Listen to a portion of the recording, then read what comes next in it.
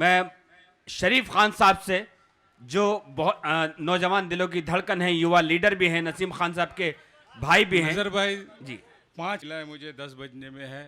बच्चों मैं सबसे पहले सभी हमारे मुशायरा कमेटी के जितने भी हमारे अमीरुल्लाह भाई, इश्तियाक चौधरी और उपस्थित सभी मंच पे जितने भी हमारे भाई हैं, ये मेरा घर है, मेरा परिवार है। मैं नाम ना लूं लेकिन ये मेरा पूरा परिवार है। जैसे नसीम भाई वैसे सब मेरे भाई हैं। क्या बात। खैरानी रोड के रहने वाले ये पूरा मेरा परिवार है। मैं सबसे पहले आप सभी का शुक्रिया अदा करता हूं कि आप लोगों ने अपना प्यार जिस तरह से हमेशा रखा है, आने वाले दिनों में भी उसी तरह से अपना प्यार बरकरार रखेंगे।